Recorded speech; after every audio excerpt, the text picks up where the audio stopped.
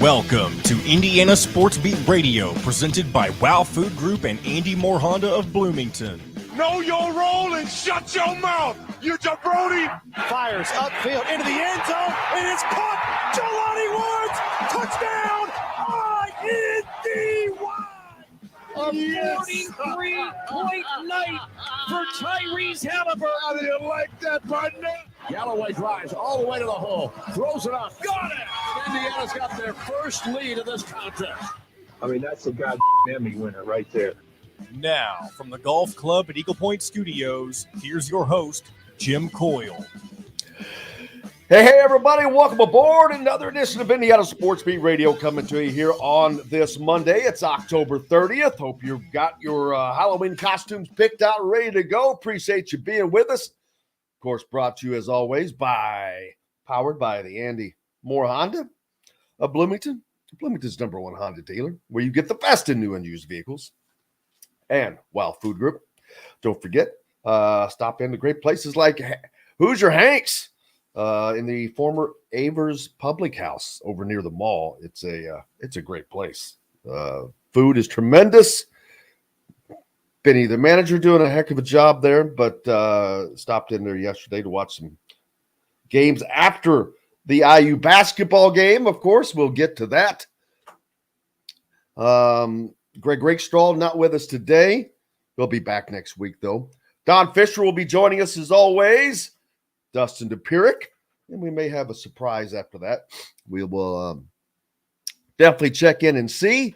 How's everybody else doing? Hitting us up on the Andy Moore Honda hotline. We appreciate you, Fred, as always, from Easton. There's Cody from Fort Wayne, John from Drury, Cincinnati, Bob down at Georgetown, my own home away from home. Howie, he said he watched the highlights on YouTube. He was impressed with the depth, the ball movement, and the unselfishness. He's talking about Indiana yesterday. It took him a minute to get to that point. Heath is on from Danville. Our man Forrest from South Georgia. John from Southport. Justin as well. Gritty from down in Southwest Indiana. Rudy the Boxer. Philip, #1 Kansas falls before the season starts. So does #3 Purdue. I didn't even get a chance to check that. Wow. Yeah, a new chair. Do have a new chair. Eric, how are you, sir? Appreciate you. Mike, from the land of legend, down in French Lick. Dr. Drew. And, we'll be talking about all those. Purdue getting beat at Arkansas. Pointing out. I did not know that Kansas went down. See, that's the thing about Sunday games, man. They put a crimp in everything that you're doing. Cooper Flagg commits to Duke. I've got a great Bob Knight story that I cannot wait to share with Don when he's on. It has to do with me. I had a friend that reminded me of the details of, I've mentioned to you once when I was really young, I got to be one of those people that asked one of the questions that ended a press conference. And a friend of mine filled in all the details for me. And it's actually funnier than I recall. Let's see. Indiana men's soccer. How about those guys? Pull out a Big Ten title against all odds. Not a typical Big Ten men's soccer year. And yet they did what it took to get a Big Ten title. They'll be the overall #1 seed going into the tournament. The Big Ten tournament, they could have finished anywhere from 1 to 6th before yesterday. So congratulations to Todd Yeagley. Truly one of the best coaches I've ever been around. Nick Westbrook. Ikaney, John, how is it?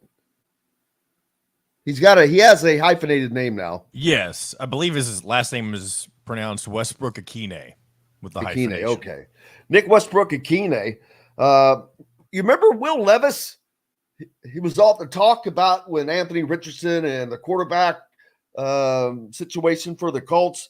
Well, it took all of about 2.5 quarters for Will Levis to surpass the season touchdown total for Ryan Tannehill for the Tennessee Titans. And then midway through the fourth quarter, he had doubled it. But I think his third TD pass goes to Nick Westbrook at Keeney. Man, still down there making Nick Westbrook making it happen. So congratulations to him. Still in the league. Great job. Looking forward to getting to your questions. Don Fischer will be on with us, of course. Dustin Dopir, and maybe a surprise after that. We'll have to see.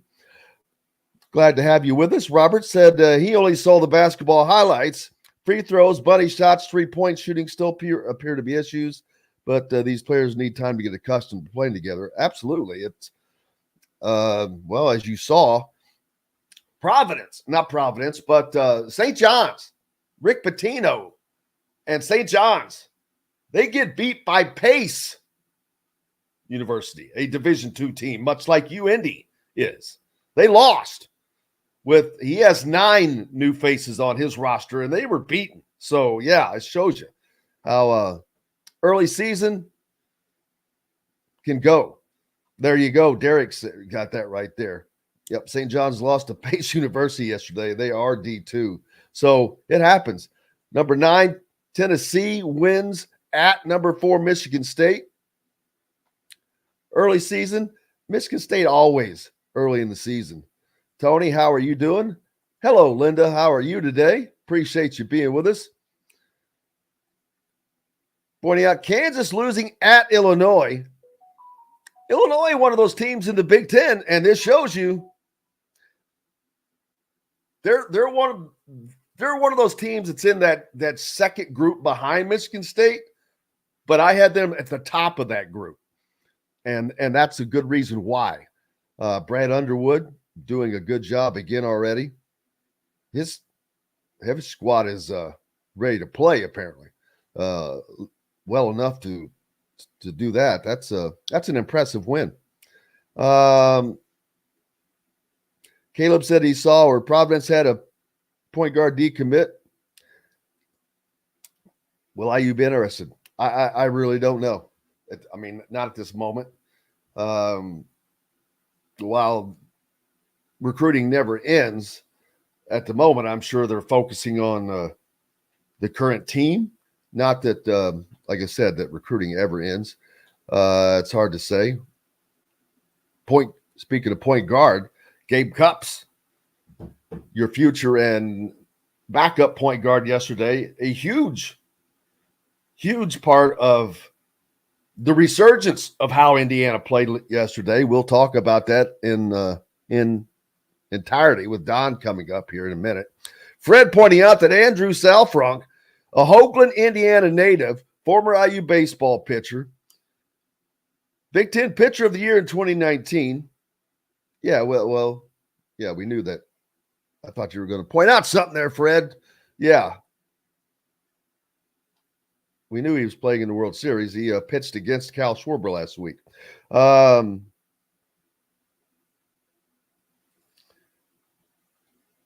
Andrew's saying if Indiana can play that well against a top 10 team, can they beat Wisconsin at home? Talking about the football team, whom shocked everybody. A 30-point underdog at Penn State.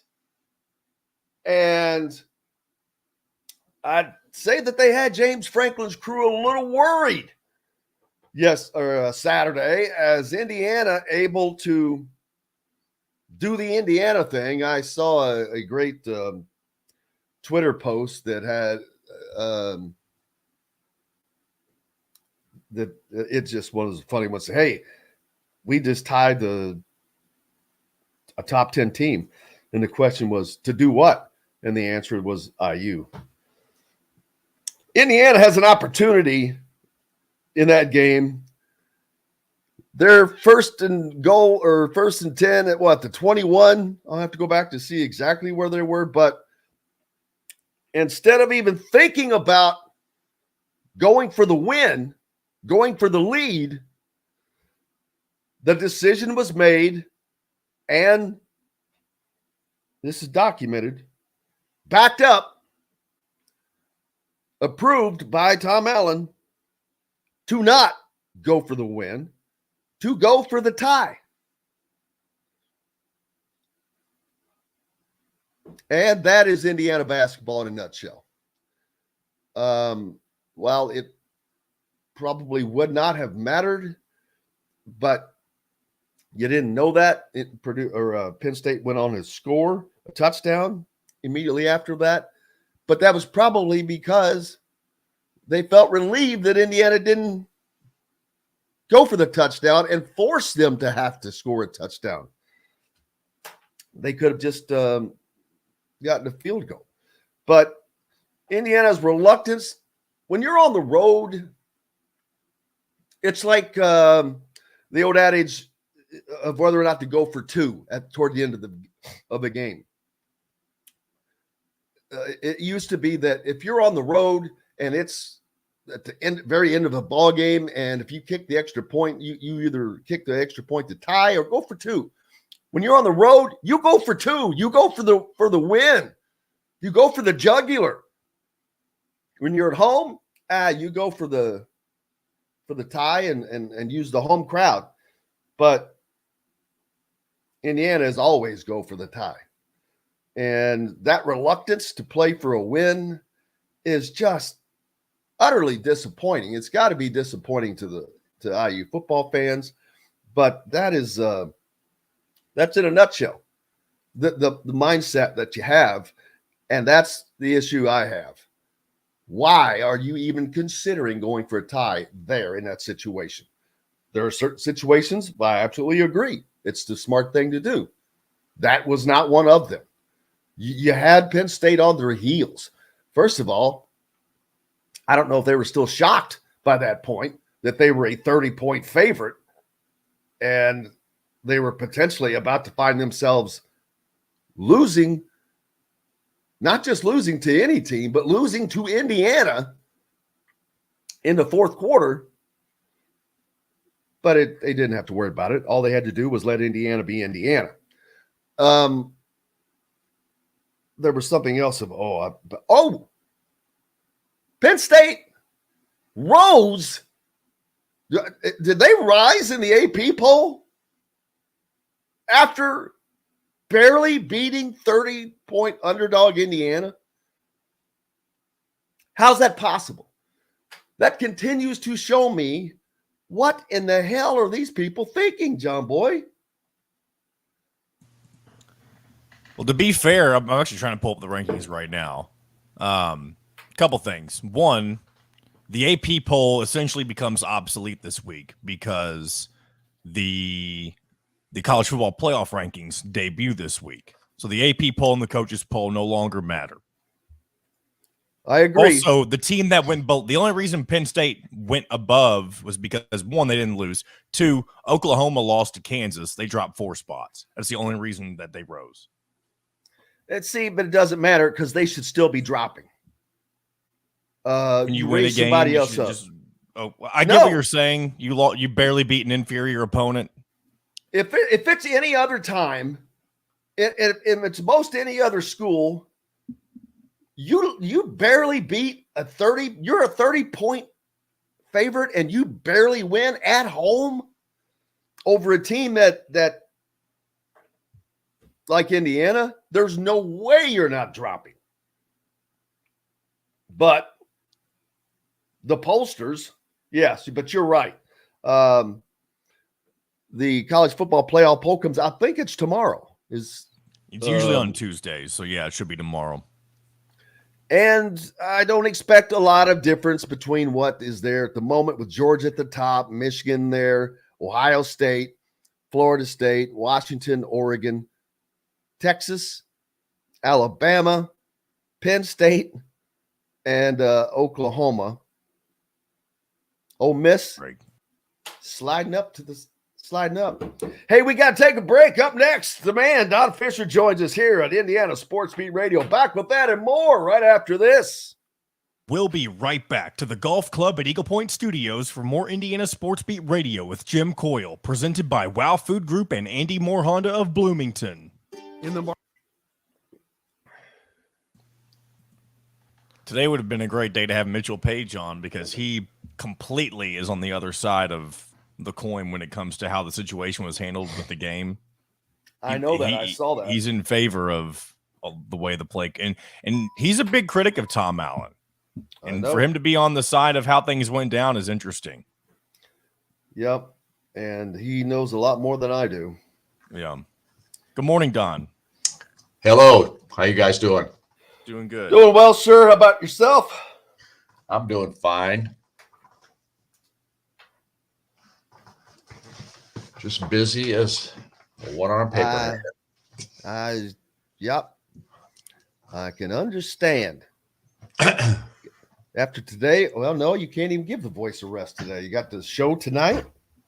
Forgot about that. First show tonight. Show Wednesday, game on Friday, game on Saturday. Fun time. Oh, I forgot the daggone other game on Friday. This is a bit. Is this one of the busiest weeks ever for you? Oh, we've had this kind of thing for the last several years now, with so many games overlapping into November, football and basketball wise. Talk shows overlapping. So yeah, for the last, I don't know how long it's been, maybe 10 years. November is the busiest month of the year for us. And it's a little bit challenging at times. Sometimes we have conflicts. This year, we really don't have a conflict that's knocking me out of any game that we're supposed to do play-by-play on. So that's a good thing. Nick Westbrook, man, still making it happen in the NFL. You know what? I got to give the kid credit. I mean, he was a good player at Indiana. I didn't think he was a great player at Indiana, but he was solid and did a lot of good things. But to have the kind of career he's had, hey, more power to him. Absolutely. And he's a great kid. Absolutely. Oh, I have a great Bob Knight story I'm going to tell. It's on myself. It's one of those press conference ending situations that happened way back in the 90s. Huh. I got, and it's on me. But I had a friend of mine who had to relay all the information because I couldn't remember. He goes, "You don't remember?" I'm like, "Well, I remember the end, of course."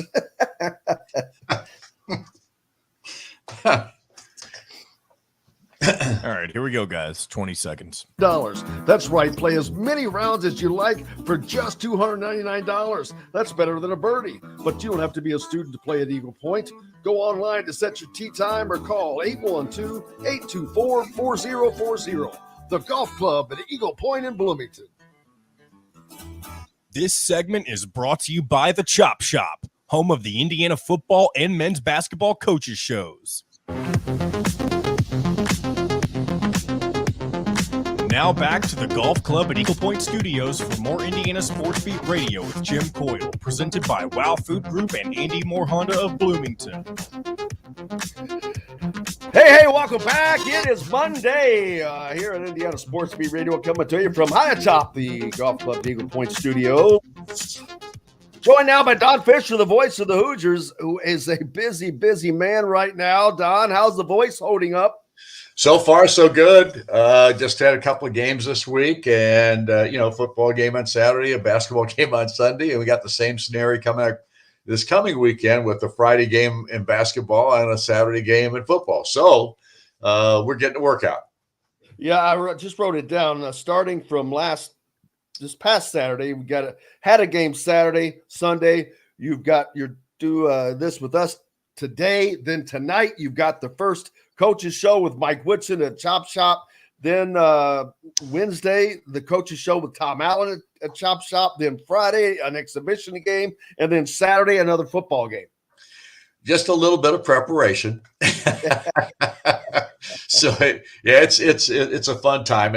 November is always the busiest month of the year, or late October and early November, the whole month of November for that matter, because you've got football and basketball colliding at this time of the year. And it's a lot of work. There's no question about it, but it's still fun. You're doing play-by-play. You're doing sports. What better life can you have?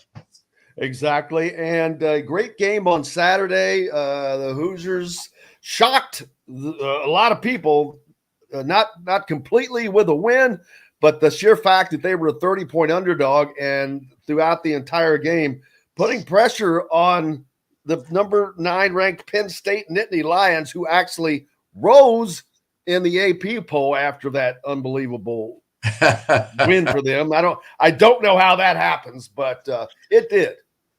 Well, I haven't looked at the rankings this morning because I just don't like to look at them. I know we're not going to be in them, but here's the point. Indiana played themselves a football game that I think most people thought was not in them any longer, which I'm so happy to see it. I give Tom Allen and the coaching staff a lot of credit for getting these kids ready to play. I give these players a tremendous amount of credit for hanging in there and deciding that, look, we're just not going to go away without whimpering at this point in the season. We've still got a chance to accomplish some goals here. And even they didn't do it against Penn State. They gave themselves an opportunity against the 10th ranked team in the country at that point. One of the best teams without question in the country, and certainly the best in the Big Ten. So to play that kind of a ball game, to hang in there, to play as tough as they did, for the defense to do what they did in this ball game, very impressive, because that's the kind of defense we kind of saw in the early part of the season. At different times against Louisville in the second half, certainly against Ohio State in the first game of the year. We just thought this defense was going to be able to do this all season long, but they were making way too many mistakes in some of those other matchups. In this game, they made very few mistakes. In fact, they played their guts out because the first half, they were on the field for 40-plus snaps of the first half of the football game. They were worn out at halftime, but they came back in the second half and hung in there as well. So to me, the most important part of what we saw in this football game was what Indiana did at the defensive side of the football to keep in this contest. It was the offense that kind of didn't get it done at the end of the ball game. Yeah, and not only that, they were down in the secondary. You've got some guys that were out, so it wasn't like they were at full strength. But offensively, Brendan Sorsby at first looked a little discombobulated, the offense, but once he seemed to get settled in, boy, that 90-yarder sure woke some people up in Happy Valley. It was certainly an unhappy valley at that moment. Oh, there was a lot of booing in this ball game. The fans were very upset with their offensive performance in this contest, no question about that. And the fact that Indiana got the lead on Penn State 2 different times in this ball game in the first half had the fan base pretty quiet and upset, to say the least. So it was a fun day. It really was, because the expectations were that Indiana was going to get blown away. And that just didn't happen. So you look at it from the perspective of how well the defense played to hang in there, to do the job that they did. For the way Brendan Sorsby played in this game, for the most part, it was a much improved performance, in my opinion. Those 2 bombs, 69 and 90-yard pass plays to DeKeith Carter and Donovan McCulley, were just huge plays for this football team. And I think this performance, even though it's disappointing to have lost it, gives this team a confidence level that they previously have not had, and a belief that they still have the ability to turn this thing around if they keep their act together. And if they play like they did against Penn State, against every one of these teams that they still have to play, they're going to give themselves a chance to win all of them. And that is actually truth. And that's not an opinion I held prior to this game. I promise you that. Right. But it really makes you wonder, what would this team look like if Brendan Sorsby had started all year? Or you've got a guy that it doesn't even have to be Brendan, but someone who had started all year, gotten all those snaps. But of course, you still had the OC issue. So I guess that point is kind of moot. But it would have been nice to see.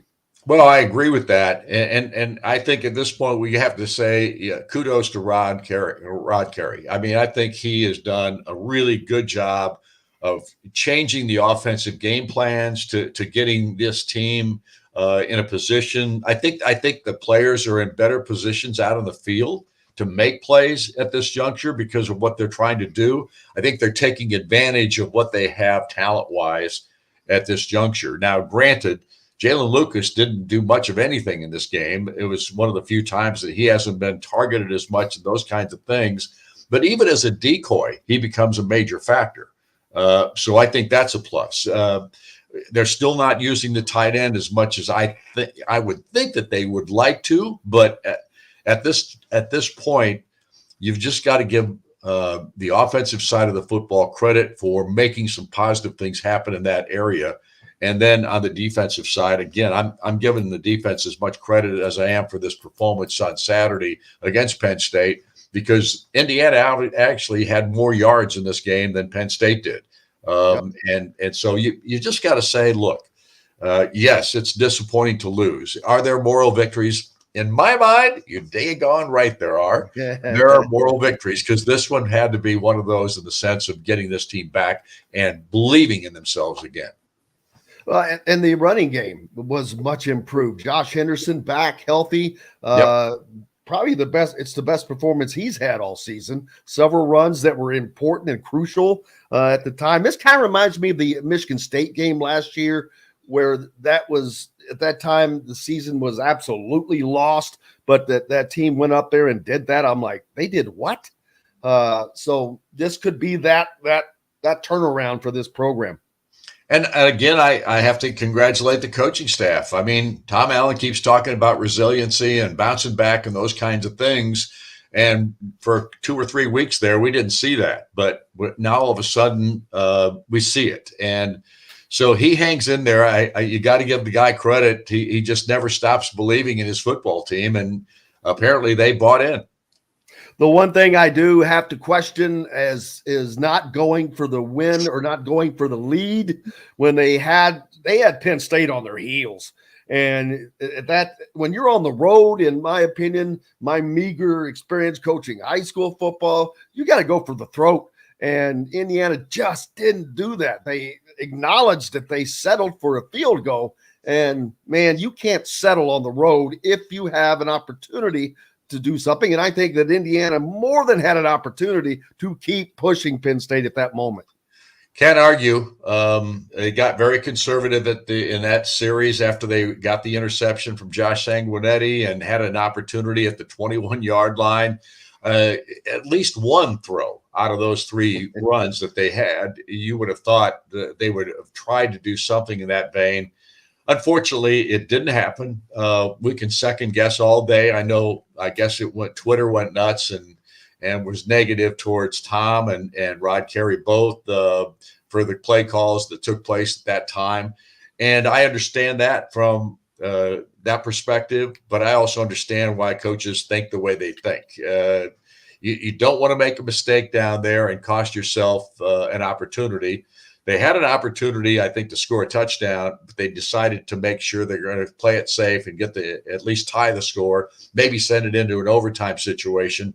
But there was still too much time left. And you got to remember, your defense is worn out. I mean, that's the whole point. So long story short, it didn't happen. We move on, and now you hope that they have a chance against the Wisconsin Badgers on Saturday. Swapping gears, basketball. Indiana unofficially got its season off yesterday with an exhibition win over UND that started choppy. The first half looked like looked like you and me were out there playing. Indiana looked like they forgot to come out. They scored 25 points. They were down 27-25 at the half, but there was a conversation held at the halftime in a halftime locker room, I'm going to assume, because Indiana comes out and doubles that output. They score 75 total points, 50 in the second half. And obviously they just imposed their will on Indy in that second half. They really would allow too many 3-point shots. 6 of 19 in the first half, but in the second half, at one point, they were held the Greyhounds to 1 of 10. They ended up 2 of 16 in the second half. So it was a tale of 2 halves. And I talked earlier, St. John's lost to Division II pace. So this stuff can happen in the early going, but the second half was probably more the team that you're going to see from Indiana. I don't think there's any question about that. I do think that there was nerves involved. I think these the new faces out there, all the new people that they have in this roster, that played into it, playing in front of an Indiana crowd for the first time. I just think that they were discombobulated going out there, and they looked like they were playing pickup basketball the first half. It was just kind of, there wasn't real structure to what they were trying to do. And then they started the second half, and what'd they do? They went inside to get easy baskets. That's how they started the second half, and it just paid off from that point forward because they were finally able to run an offense. Looked like they had some discipline to what they were trying to do out there. I will say this. I thought the defense throughout the ball game was pretty doggone good. Not necessarily at the beginning of the very first half of the ball game, but once they settled down, and Mike Woodson even gave credit to the second unit who he put in there. He said those guys played so hard at the defensive end, they changed the whole tone of the ball game. And it's true. There's no question about that. And if you don't like Gabe Cupps, I don't know who you're going to like on a basketball court, because that kid is something else. And we're giving him a lot of praise after an exhibition game, but he is going to play that kind of defense all season long because that's just who he is. And he is going to be a pain in people's butts in regard to causing them to have problems out there just because he plays so hard at the defensive end. And he can do other things at the offensive end as well. He's just a smart basketball player. And as Woodson said in our pregame show, fans are going to love Gabe Cupps. He forced a 10-second call on his own to give you an idea of what we're talking about by just defending a player in the back court and just putting it on him.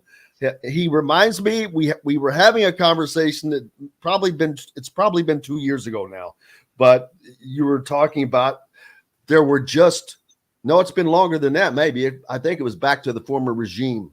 It was that there were no gym rats on that particular team. He reminds me exactly of that, a gym rat. Oh, he's that. There's no question about it. He's in Cook Hall practicing when nobody else is there. He's the first guy in, the last guy out. He's one of those kinds of players. He loves the game. He's a coach's kid. He's got a phenomenal basketball IQ. You can see it. And you don't have Mike Woodson talking about a freshman like he did in our pregame show on Saturday or on Sunday, I should say, yesterday. You don't see Mike Woodson talk about a kid like that unless he's pretty sure he's got something special there. And there's no doubt in my mind, because he said himself, he said, I think our fan base is going to love Gabe Cupps. And I don't think there's any doubt they're already in love with him. Back when I first started my so-called career, I was actually working. I was still in school, but working for WLKY in Louisville, and I was covering a post-game Bob Knight press conference. This is around 92. I think it was Ohio State. They had Jimmy Jackson. But they had a 9:30 game. And I'm sure you remember how much Bob Knight loved those 9:30 games on a school night, no less. But someone was begging Bob Hamill to ask the first question because they knew that he wouldn't rip Hamill for anything, but he didn't do it. So several questions in, then there was a question asked from the back row about Eric Anderson's performance, and Knight blew up immediately. What a stupid question. What do you care? You obviously know nothing about basketball.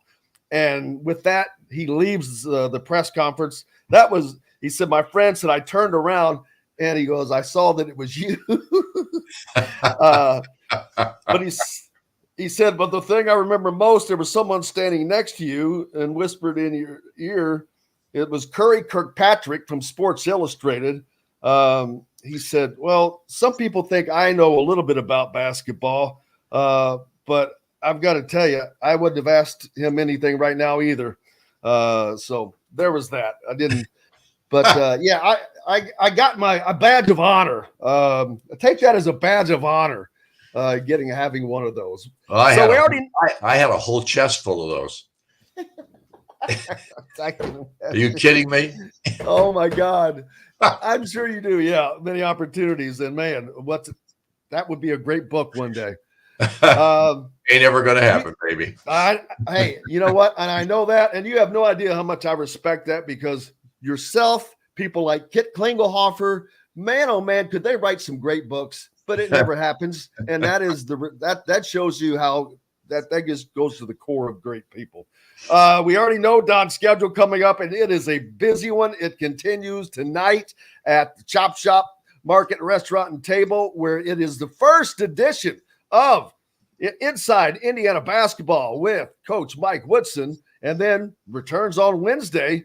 You'll have to have something different to eat, I guess. Yeah, Tom Allen. Tom Allen will be there on Wednesday. We're gonna have the Reuben. You like the Reuben there, so I'm gonna get the Reuben. Just see how good it love is. the Reuben. Love the Reuben. And then, of course, he's got the games this weekend. Cannot thank you enough, sir. Thanks for having me, Jim. Appreciate it. See you guys. You bet. The great Don Fischer joining us here on Indiana Sports Beat Radio. We've got more coming up. Dustin Dopir from Indy Star joins us after this. We'll be right back. We'll be right back to the Golf Club at Eagle Point Studios for more Indiana Sports Beat Radio with Jim Coyle, presented by Wow Food Group and Andy Moore Honda of Bloomington.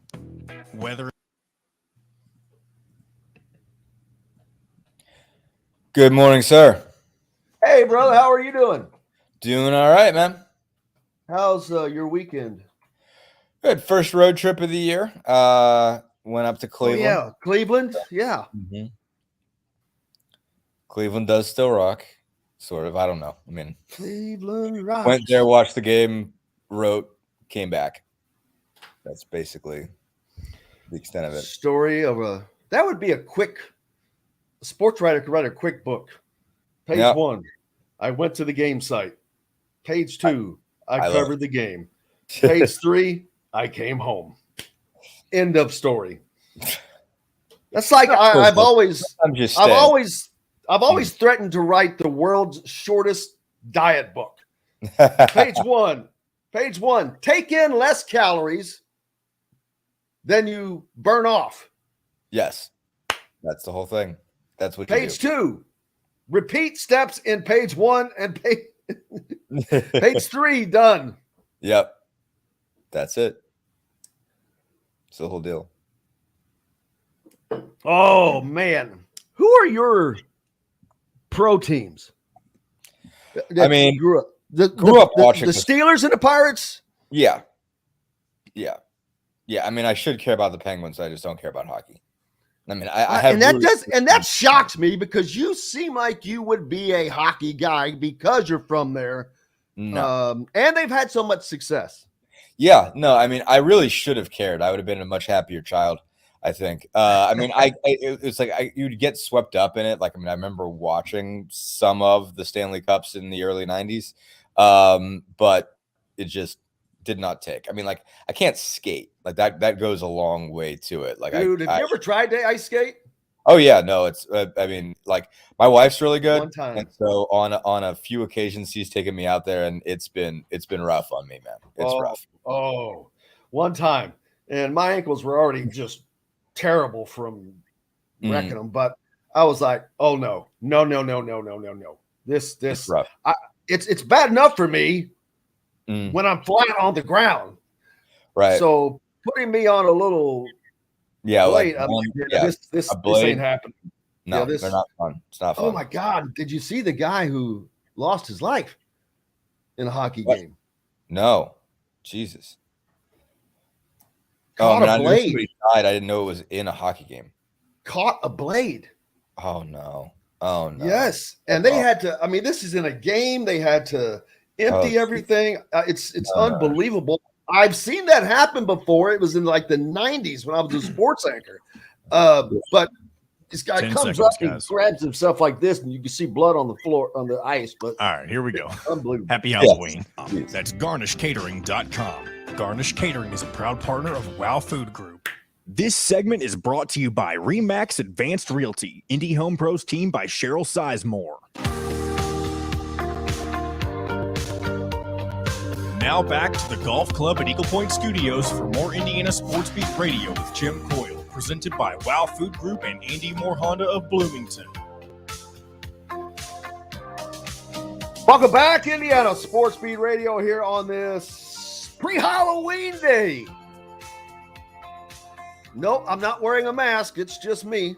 But please welcome in Dustin Dopir from Indy Sports, from the Indy Star, of course. I said Indy Sports. I meant sports from the Indy Star. Pacers beat writer amongst sports extraordinaire of everything. Whoa. Exactly. Yes. I didn't even ask that question, but I was thinking that, Maxine. That is, I forgot to give Maxine her due. Maxine also with us. Did she cover the Pacers? She did not. She was on patrol in Parker Avenue, making sure everybody was on their P's and Q's and abiding by the rules of Maxine on this street. So what she's currently doing now, and somebody apparently outside is not doing that. So she's mad. Aaron Nesmith has 26 points for the Pacers. They have a 125-113 win over the Donovan Mitchell less Cavaliers, but a win is a win. And Pacers putting up points and getting wins to start the year. They lead the division, although it's early, 2-0. Extremely early. They got a 2-game win streak. I'm looking for all the positives, man. Looking for all the positives. Yeah, no, I mean it's a good start. I mean you can't be upset at the start. Obviously, the Cavs were missing Mitchell and Darius Garland and Jared Allen, and so that's an issue. Now they fell behind. Pacers fell behind 15-3. Karis LeVert scored 19 points in 7 minutes to get started. Karis LeVert. So they had to figure out how to defend. Of interest, finding out they knew this already, obviously, but I mean. One of, I think, their most interesting conundrums is they have, I think, a really good defensive five and a really good offensive five, and those guys are totally different. Basically, if you were to say who's your best 5 offensive players, and who's your best 5 defensive players, the only guy who would be on both lists would be Miles Turner. So it makes for a bit of a conundrum in figuring out lineups. I think the starting lineup is really, really good offensively, not so good defensively. And the second unit is kind of the reverse, but Nesmith's 26 is of note because I think that you're seeing some scoring punch out of that second unit, and it's guys that can defend. They played TJ McConnell a bunch, which was of note because Rick Carlisle apparently decided to have a big sort of emotional conversation with McConnell to tell him that he wasn't going to be on the rotation in the opener, and apparently sounds like it's going to be. Kind of 50-50 if when he's in the rotation. It's going to be depending on matchups, depending on, style of play, game, situation and whatnot, how much he's going to play. McConnell came in and really made a difference.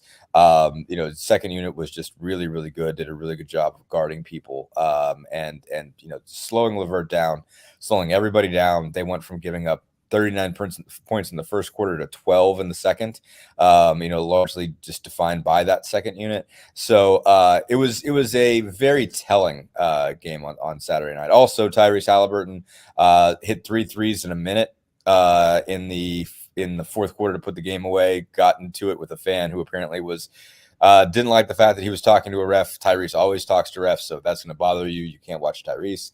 But he was sitting by him, apparently said something to Tyrese, and he was like, all right, well, he told him to stop whining. And it's like, Tyrese is like, this is my job, man. I talk to refs. That's part of my job. Like I find out why a call was made. So you know what? I'm just going to mess with you. So he hit a back-to-back threes after that and then pointed at him and said, this is your fault. You did this, which was funny. The camera caught him. So he turned around and goes, this is your fault. You did this. Oh, that's great. And so that was kind of hilarious. He ended up with 21 and 13, had a really slow start. But yeah, good start for them. Obviously, again, scheduling helps, be able to go to Cleveland and not have to play Donovan Mitchell. That makes a huge difference. They get a Bulls team tonight that it's apparently a wreck, even though, they lost by 16 the other night when Zach LaVine had 51. So, I mean, it's going to be a test because it's the first time they're dealing with two guys that I would consider, all-star caliber players, and DeMar DeRozan and Zach LaVine have to figure out how to guard two of them because they don't really have two really good defensive players in that first unit. Bruce Brown's a pretty good defender. Benedict Mathurin, not so much at this point. So going to be interesting to see how they figure out how to try to defend a team that has two legit stars, because that's what you have to do in this league. I mean, everybody generally has two, and just two of them sat out for the Cavs. So they got to figure out how to do that. So we'll see how that goes. But, good growth from them so far. 2-0 start helps. Get to go steal a win on the road from Cleveland. You'll take that. Obviously, this time of year, they all count one. So as many as they can pile up, towards the end as possible is obviously good for them. Absolutely. And a great start, especially if they possibly go 3-0, but you can't don't count your chickens before they hatch. Ask Rick Pitino about that. You never know when the season's early. People still finding their sea legs, Captain Dan, as I like to say. But back home tonight, host the Bulls and see if they can keep rolling. And but we're at a great start. It's exactly with this young team. That's just, if they can just build off of this confidence, because last year it was no expectations, and they were like, whoa, they're playing not bad. Now there's a little bit of expectation, but not too great. Hey, just go with it, ride it, and enjoy it. Yeah, no, I mean, it should be a playoff team. I don't know that. I think generally the expectation would be this team should get to the postseason, and preferably get through the play-in round. I mean, I would think right now you would say, what's the expectation to how they finish? They're probably a play-in round team. I think is something reasonable to shoot for is being a team that's in kind of the top half of the play-in round, be a 7-8 as opposed to a 9-10. When you're a 9-10, you go in there and it's one loss and you're out. If you're 7-8, you got to lose both to be out. So you just got to win 1 out of 2 and you get in. So I think they have a chance. I think that's where you would set the expectation right now. If they pull the 6, that's a big deal. That'd be a huge deal for this team to pull the 6 and get into a best of 7 playoff without having to play a play-in game. I think that's where they're at, where it makes sense for them to expect to fit in this league. I mean, obviously the Celtics and the Bucks are at a different level, and I do think even sort of the Clevelands, the Knicks, the 76ers, the Heat are among some teams, maybe even Atlanta, that are still a little bit above them in terms of just what they have, just how developed and how established they are. Again, having it makes a difference to just have 2 stars. I mean, the Pacers really have 1 star right now in Tyrese Halliburton. A couple other players that are not far from that, and Benedict Mathurin and Miles Turner and Buddy Hield and even Obi Toppin and Bruce Brown to some extent. But generally, you need 2 legit established all-stars to really, really win in the league, and they're not there yet. But they can get close. I think they can be there. And again, all of these wins count 1. It's not like college football or college basketball where at the end of the year it's like, well, you beat Cleveland, but you beat Cleveland without Donovan Mitchell. That's not like beating Cleveland. It still counts. Still counts 1. If they all take a rest night and you beat them, still counts 1. So, it's you want to get to, if this team gets to 42, somewhere in that range, goes over 500, then they'll be safe. And so any steps they take towards, getting over 500 for the year is a big deal. And it's good for them. And they've got a really busy stretch coming up, but they got a lot of home games early, which I think is really helpful. And they've got a lot of winnable games early. They do get the Celtics later this week, and they get on the road, and they get Milwaukee next week. And those are going to be tough to win. But in between there, it's the Bulls. They've got Cleveland again, so you don't know if Cleveland's going to be healthy again on Friday. They got Charlotte. This is a team they should beat. Next week, they're looking at San Antonio and Utah before they get Milwaukee. These are winnable games. You get to see Wembanyama, but that's still a very beatable team. They got just pounded by LA last night. So there are a lot of possibilities to get victories for them getting started and get themselves in a good place when they hit more of the teeth of the schedule heading into the November, December. But yeah, good start. playing pretty well. Obviously, some holes, seeing the same issues as far as getting their sea legs as everybody else, but winning while doing it, and that goes a long way. I see somebody on Twitter pointing out today is the only sports equinox, as they call it. There is an NFL game, a Major League Baseball game, 9 NHL hockey games, and 11 NBA games. It is just the 30th sports equinox ever. Well, they're going to happen all the time now because the NBA season starts before the World Series ends, and I'm not okay with that. I have to admit here, I am missing. Yes, I got World Series game conflicts on I think 5 of the 7 if they play 7. I'm not happy about this. It shouldn't happen. It's like yesterday. The Indiana basketball game scheduled at the same time as a very important Indiana soccer game. I'm like, couldn't move that a couple hours, really? Yeah, no, really important. Should do that. Yeah, basketball should be like left alone. Like basketball should stand on its own always, like football does. I mean, nobody ever you practically can't schedule another sporting event at the same time as a college football game in town. So can't do it. Treat basketball the same way. What's that all about? I didn't even know that happened. So yeah, too much, guys. Space it out. Exactly. So covering the Pacers tonight as the Bulls come in. They're not exactly, as you said, at the top of their game right now. So this should give the Pacers an opportunity for a 3-0 start, which I know that doesn't sound like a lot, but those little things, they matter. You pick them up when you can. No, I mean, obviously, if you ask for Carlisle, if he feels great about going in, I mean, again, they still do have 2 legit star players in DeMar DeRozan and Zach LaVine, and they still have a legit center in Nikola Vucevic. I mean, the Pacers could easily go there and, or go in tonight and feel some level of overconfidence and get popped in the mouth. It could happen. So I'm not going to say, the Pacers got this. Again, they are coming off. They beat the worst team in the league and the Wizards in the first game. Again, they all count 1. So it's important to be in a good position, and they've taken advantage of being in those good positions. But, they did beat a Wizards team that's probably going to be the worst in the league, and they did beat a Cleveland team that was missing Mitchell, Garland, and Allen. So, this is a challenge. They can start 3-0. Chicago's not in a great place, but they do they got to defend 2 real stars in LaVine and DeRozan. So, before they put that one together. But, they're generally in good shape at home. The Bulls are not great across the board, but they do got 2 legit guys. And so I am very interested to see how this team looks against a team with 2 legit guys.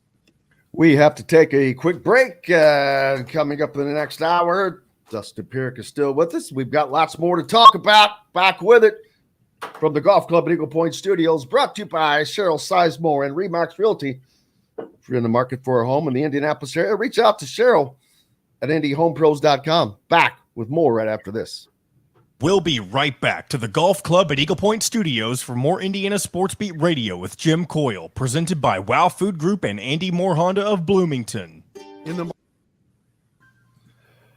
Oh, my gosh. So I'm just catching up on IU. I was following my Penn State grad friends were just very concerned on Saturday. I got several texts from what is this? What's going on? Well, they were playing IU at the end, so you have to remember that. Indiana can scare anybody for 3.5 quarters. Mm-hmm. It's that last half of a quarter that you should stop worrying, because that to be fair, they haven't really scared anybody since the Louisville. Yeah, they haven't done that. I would say even this year, they didn't scare Rutgers. They didn't scare Maryland. No, they scored first in Rutgers and Michigan, but that was about it. Right. A Maryland team who just got beat by Northwestern, no less. Boy. Maryland's lost 3 in a row now, I think. God, I don't know if the Big Ten's ever been this top heavy, man. I mean, wow. Oh, the difference once you get past that top 3 is drastic. It is a cliff. Yeah. Yeah, it's like Rich falling get off. richer. Is that the NIL speaking, or is that just coincidence? A little bit of both. I imagine that has something to do with it.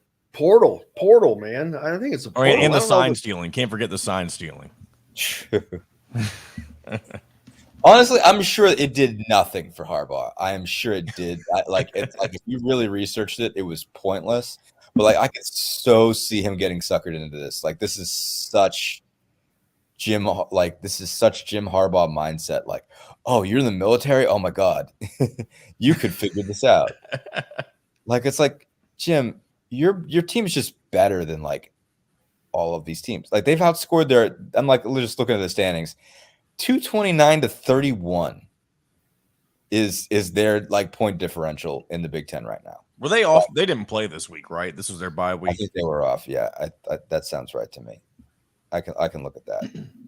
Good week to have a bye week after everything that happened. So nobody talks to you. Yeah, coming off of 40. Like, they haven't given up more than 10 points in a game. Yeah, to anybody. Exactly. And Minnesota was that team of all teams. Yeah, and they beat them 52-10. Dear God. I mean, they haven't played anybody good at all, but still, like the last thing they need on planet Earth is to steal anybody's signs. Like what? Like, why would this team, like, they probably stole Nebraska signs. They hammered them 45-7. That's very Belichicky. That's so very Belichicky. Oh yeah. You don't need it. All right, here we go, guys. Better than everybody. Sorry. 5 seconds. .com. That's mystonecrestliving.com for more details. This segment is brought to you by Bubba's 33 in Clarksville and Evansville. Pizza, burgers, beer. Now back to the Golf Club at Eagle Point Studios for more Indiana Sports Beat Radio with Jim Coyle, presented by Wow Food Group and Andy Moore Honda of Bloomington. Welcome back, Indiana Sports Beat Radio here on this Monday. Hey, what are you going trick-or-treating tomorrow night? Dustin Dopir with us right now, yeah. We're hoping there's going to be trick-or-treaters in our neighborhood. There weren't last year. No, I said, are you going trick-or-treating? I'm not going. No, I am old. Well, we did. There's that. Thing. Yeah, there's that. We did do a costume party a couple weekends ago, as I wasn't around this weekend. My wife went to some others this weekend, but so we dressed. It was my wife's idea.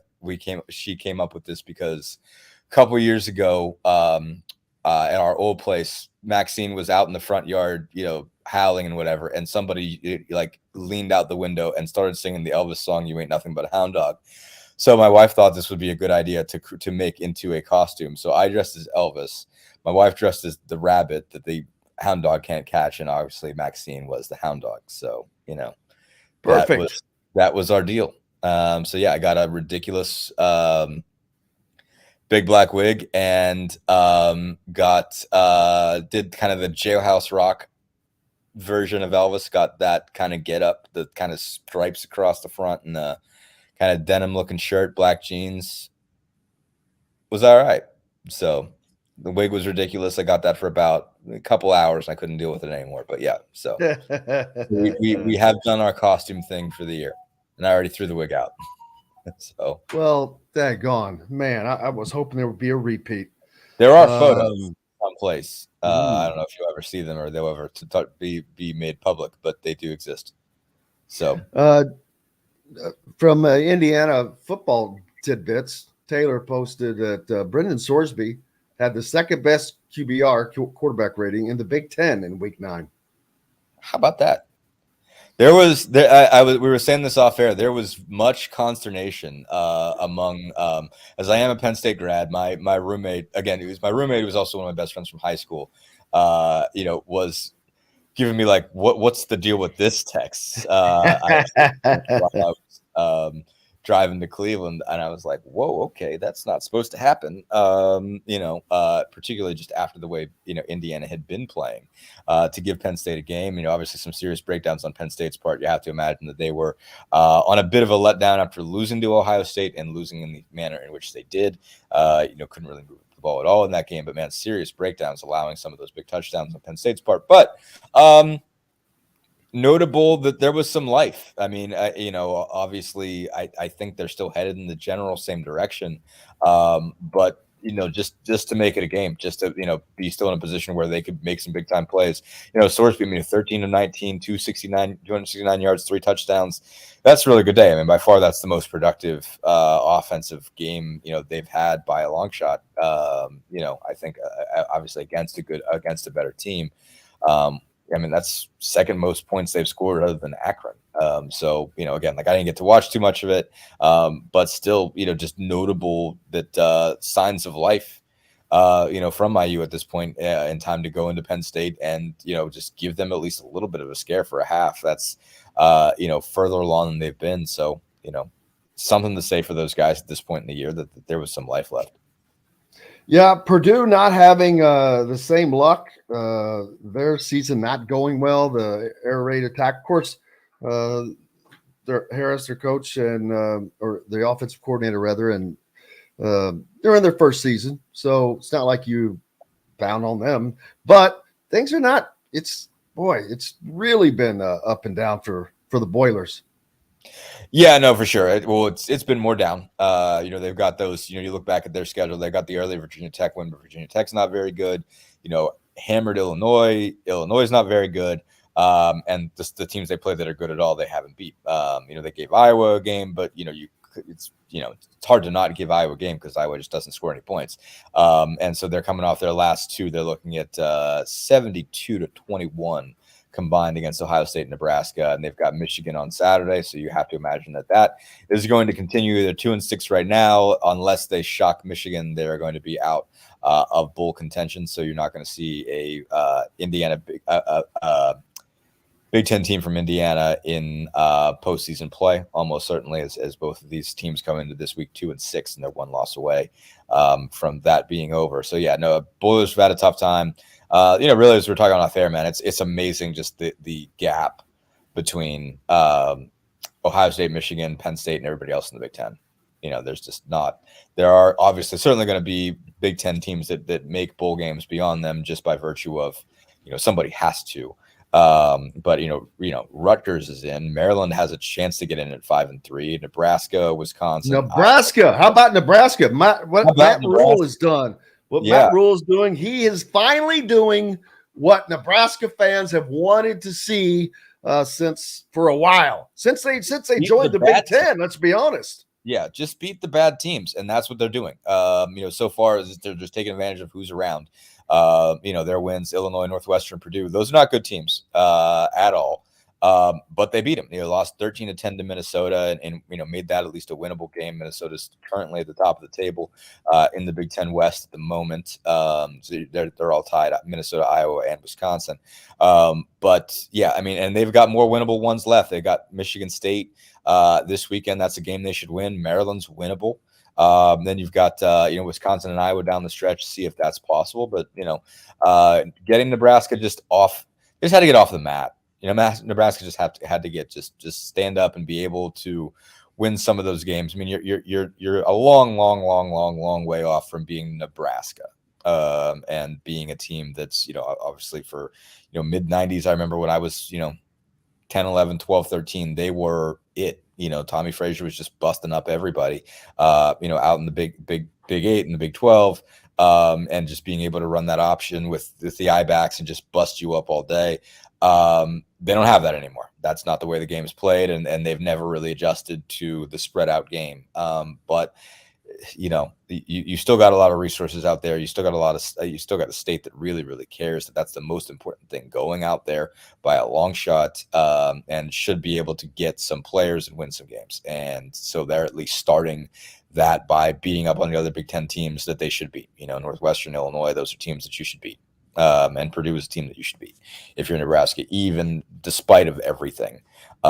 So big for Matt Rule just to get some momentum going over there. And so I thought he was a really, really good hire for them. So we'll see how that goes. Obviously, he was able to turn Temple into something. That's a big deal. But yeah, notable, definitely notable for Nebraska to at least be back in the discussion and in what's a bad division, what's annually a bad division of football, but you should be able to take advantage at least while they're there. And then, of course, Purdue basketball not having a good weekend either, losing to, was it Arkansas? And you got assistant coach there, the guy named Keith Smart. That was a little bit of a surprise. Yeah, I didn't even see it. I got to figure it out. I didn't see it either. I didn't get to see it either. Give me a second to Google, or not even Google, just Google, I suppose. We had Kansas go down this weekend as well. None of these count, but of note, St. John's loses to Pace University in an exhibition game.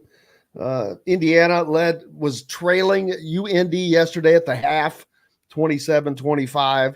So these first games, do not think that this is how the season is going to go. Teams have to now Purdue should be accustomed to playing with each other. They added one guy who is probably negligible to their lineup. So, but Arkansas is also not a D2 team. They're a team that has goals, that has been playing very, very well under Musselman. And so it's not like and it was on the road, I believe. So at Arkansas. Interesting enough that they've got this box. So this was oh, okay. All right. So they do this. I love this charity carve out they suddenly have for these scrimmages, because you didn't used to be able to do an exhibition game you weren't allowed to do a public exhibition in some of these games. Basically, obviously it makes sense, I think, to do it for some of these charities, but you should have to, I think, define something in particular that's a reason. But I don't know, fine, whatever. But yeah, obviously it doesn't count. But I'm just looking at this box score. It very interesting to see, I thought, what they're doing here from a lineup perspective. Lance Jones, the new guy I didn't know too much about. He was 2 of 11 starts there. They have Gillis, Morton, and First all coming off the bench for them, which is interesting. So Jones must be a guy who can defend. Because they need somebody to really defend it that way. They got Lawyer and Smith together. Didn't shoot it well, 8 of 27 from 3. Didn't really pound it into Edey that much. He only made 4 field goals. So it seems like they were obviously doing at least a little bit of experimenting here to try to figure out who they're going to be. Let me see here. Didn't defend. Arkansas didn't really shoot it too well either. They were 8 of 23. But yeah, no, this is an interesting group, man. Khalif Battle's a name from the past that Arkansas has gotten out. That Battle's got to be on his 3rd school, but he started at Butler, way back when. So that's interesting that he's still around. But yeah, no, I'm very interested to see what just how Purdue is going to change, how they're going to function.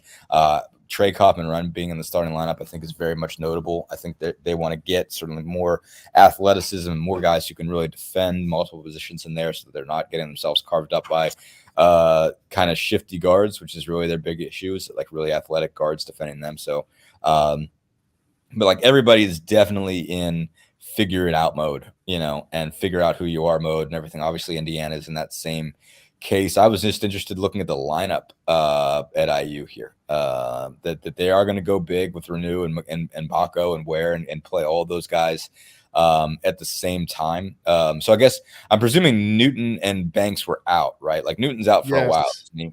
Okay. Yeah, I don't even know if I expect to see him this season, but that's not anything official at all. But Banks may be back for the exhibition game against Marion on Friday. Okay, got it. I knew it was is it a groin or a hamstring? It's one of those. Right? Yeah, it's lower leg injury. Okay, gotcha. Or something, or whatever you upper leg injury. Upper leg injury, yeah. Yeah. Mm-hmm. Lower body extremity, like they say in hockey. Yeah. No, I'm very interested in this group too, just the way that they piece this together, and see how Renew and Ware are going to play together. That's going to be really interesting, I think. Cups apparently had some good moments. I'm not the numbers don't stand out, but that's Cups as well, as they generally don't. But he's just really good at captaining a roster and making sure everybody knows what they're supposed to go and what they're supposed to do. No, I think, just a lot of time at this point, with these preseason games, especially playing D2, D3 teams, when you are, a lot of time spent figuring out who you are. And I think fans generally think that teams are going to be further along at this point than they are. And they're not. There is a lot that gets done between now and the real opener, because it's a lot of just putting a team out on the floor together and just getting a sense of where your issues are. And once you have them, you can solve them, and they are solved much quicker than you think. But it's just, you do have to kind of run it out into the air and let basically it's like you let an element hit the air to see how it reacts. That's how a lot of college basketball teams are, is you let them hit the air and see, okay, what do we really have here? And then you spend the next week or so figuring out until you actually put them in a game that counts. Yep, looking forward to that. What are you doing? Let's see. You've got to go to all the way into Cambridge Fieldhouse tonight to watch the Bulls play. The Rock. So yeah, tonight is Chicago, or Pacers playing the Bulls. Will not be in Boston on Wednesday. Be following that one from the television. But then they've got two. I think they got 4 in a row at home after that. I want to say, starting with Friday, Saturday, Cleveland Friday, Charlotte Saturday, San Antonio, I guess 5 at home, San Antonio Monday, Utah the following Wednesday, and Milwaukee Thursday after that, and then they go to Philly, and I'll be there. So it starts to pick up. NBA season getting into full swing now. They're gonna have a lot of games really, really fast. So I'll be at most of those, and so yeah, check it out at the Indy Star. Yeah, absolutely. Don't you wish it was like the old days when there was only a couple of beat writers that really covered the teams, that gave all the information, that was just one newspaper, maybe 2, and they would write on the man. Not like that for everybody, but I mean, you basically got me, Tony East, and Scotty Agnes giving you all the giving you everything on the Pacers. So I was just saying, and they rode, but they got to ride on the team planes. Yeah, no, I mean, I like this. There's something to be said for that, the romance of it.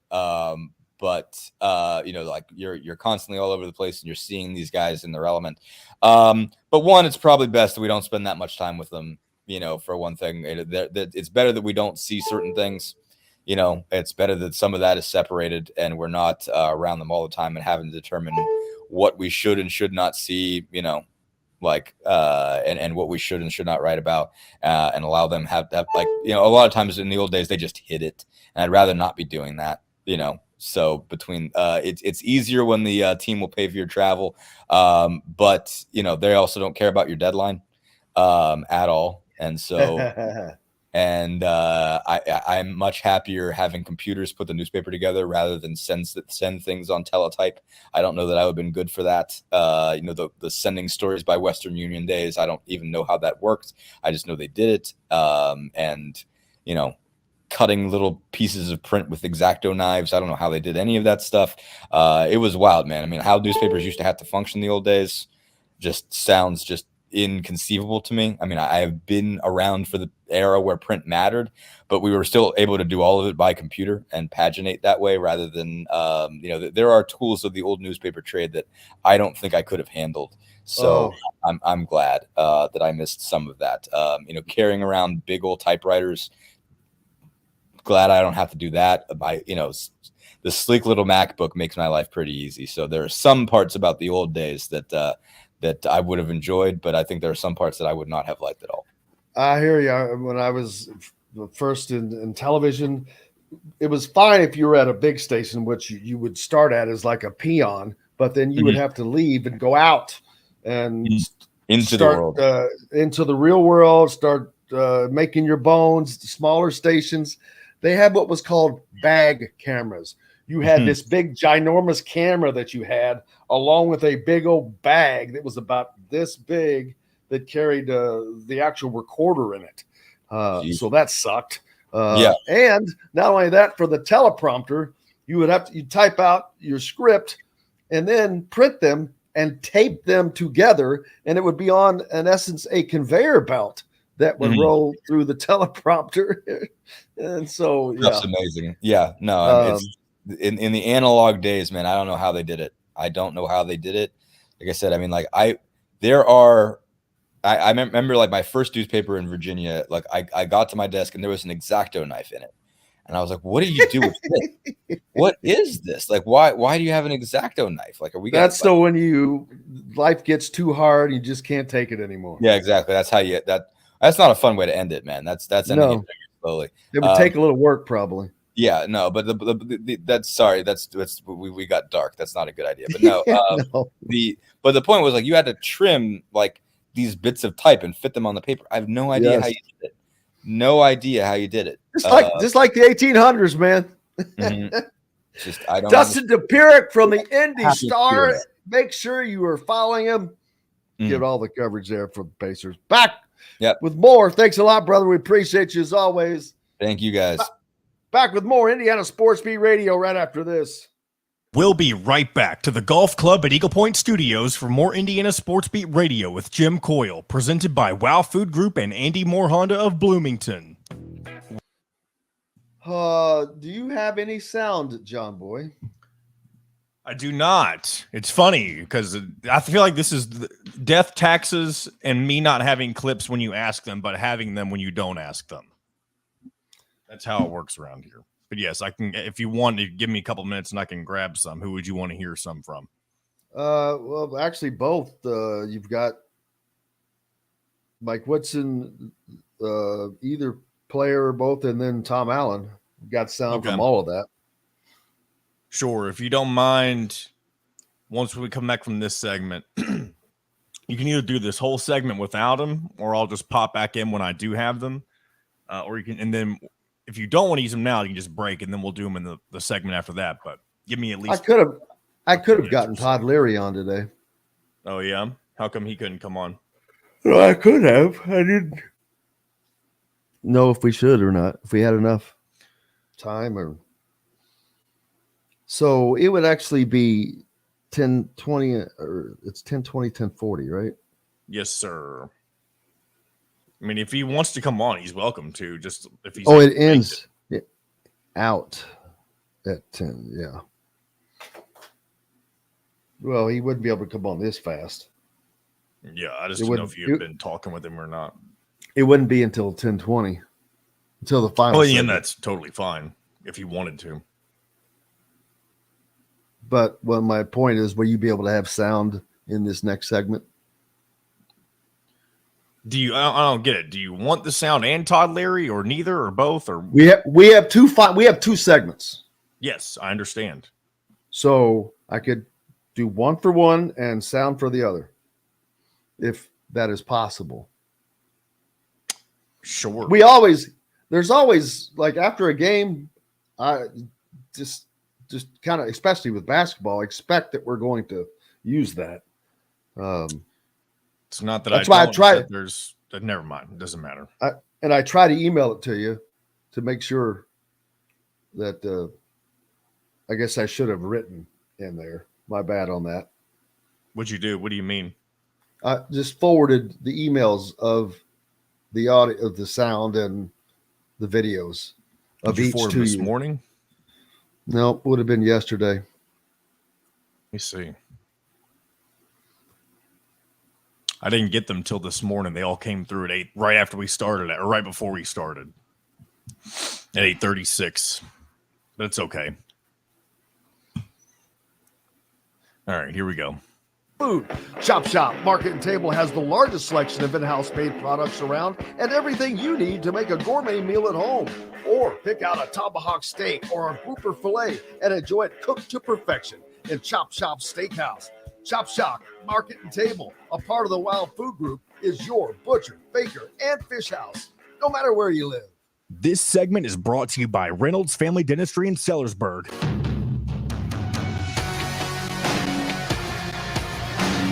Now back to the Golf Club at Eagle Point Studios for more Indiana Sports Beat Radio with Jim Coyle, presented by Wow Food Group and Andy Moore Honda of Bloomington.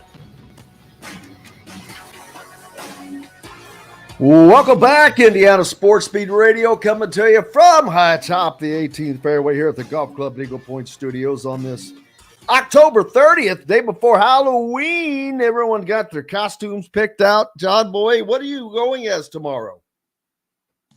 I haven't dressed up for Halloween in, man, it's been a while. One conversation I had with our friend Mitchell Page, y'all were talking about trick or treating earlier. We were discussing what is the age limit in which it is appropriate to still go out and 15. trick or treat. 15? 15. Mitchell claims he did it until he was 17 years old. Him and a group I of believe friends from that. high school.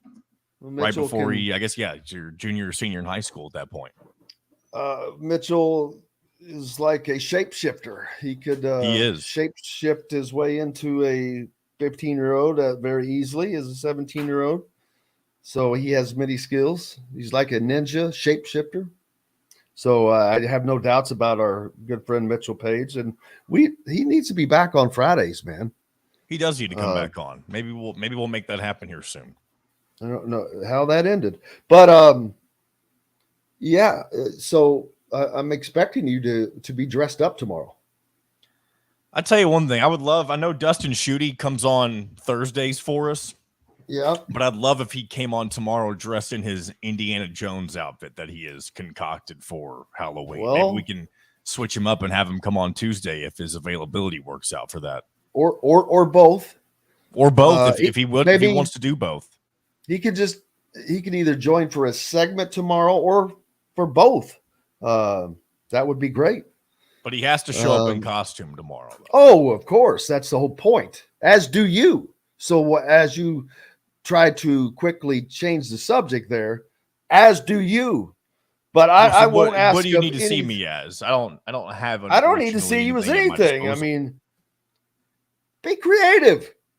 Maybe I'll just put a mask on. Maybe I'll just put a mask on. Dude, you have a wife. That's all you need. She'll fix you up. I guarantee you she can go into the closet and in 15 minutes have something up for you. Boom. Like that. Bam. There you have it. I don't think I'm going to make my wife do that, but it is what it is. I get what you're saying. I'm just saying it wouldn't take 15 minutes. Just I would not ask anything that I wouldn't do, so I'll do it. I'm planning. I'll do it. It's Halloween. Why not? I'll be playing the spooky tunes tomorrow between. Oh man, that's my role for Halloween. Come on, are you really going to bail out? Listen. 90% of the time on this show, my camera's off anyway. Well, maybe I'll give myself a pumpkin head like logo instead of the Indiana Sports Beat logo. Man, that is just weak. It is weak, but we handle the weakness sometimes. Weak. So you want me and I didn't say you had to dress up. I just said Dustin. I didn't say I'm the one that suggested it. I was willing to, just have fun with the time. Oh, I don't. But and then more power to you. But if you want to dress up. It's a team thing, though. Man, no team effort. There's no I. No, I give team effort in other directions, just not in the costume department. Again, like I said, I could not tell you the last time I dressed up on Halloween. I'm not against Halloween, by the way. I like the candy. I like the aesthetic, the decorations. I love the music, I guess, if there really is. There's not really like Halloween music, but I like the style of music that I generally like is typically associated with Halloween, the heavy rock and metal, that kind of stuff. So I like Halloween and the time of year, but I just don't like dressing up. Well, I don't know how you could go as me as suggested, but that would just put on a dunce hat, a dunce hat, visor, a dunce hat. I put on a visor and then a shirt. What's that one shirt that you really like? I need a Chad Power shirt. Yes, there you go. That's kind of funny, but that's kind of dead on. Fred suggests going as David Eisenhower. Derek said the best costume he dressed up as was Wild Thing, Ricky Vaughn. And he did the veg head haircut. Wow. Very cool. If I dressed as Dustin, the only thing, and I couldn't even do this because I would just need to dress like I was going to do the Tour de France. I need to dress in a yellow shirt of some Yeah. sort.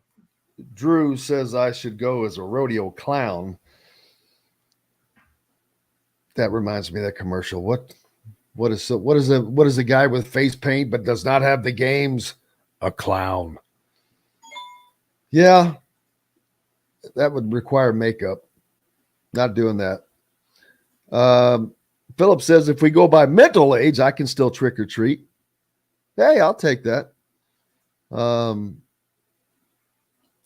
Robert says he'd go as a basketball coach, maybe Archie Miller, but I thought you said you were going to go as a basketball coach. So I don't get that reference. That doesn't, yeah. Scary basketball coach. Maybe that makes sense. One that won't win. One that will lose. Didn't Indiana basketball used to do a what was it? It wasn't Hoosier Hysteria. They had a second event that was Halloween themed. I don't remember what the name of it was, but wasn't it like the Haunted Hall of Hoops or something? I know I'm not making that up. I do not recall that, but that does not mean it didn't happen. In the comments, if you know what I'm talking about, let me know. I'm also going to try to look it up and see when this last happened. But they did it in Assembly Hall. I believe it was during the Tom Crean era. At least that's the last time I remember it happening. Well, Heath says the haunted, as Derek as well, That's the right. haunted That's Hall what I of just said. Hoops. What was that? I don't recall that. I was off. So I just found an working article, excuse me, from 2016. It was the 9th annual Haunted Hall of Hoops back then. Wow. So it must have happened during the Kelvin Sampson era, or debuted during the Kelvin Sampson era at that point. Huh. Yeah, I was not around at that particular moment. So there's that. So there is that. Congratulations to Todd Yeagley. Indiana men's soccer wins yet another Big Ten title. They'll be the number 1 seed in the Big Ten tournament coming up. That just shows. You want to talk about consistency and winning, and you hear the words, the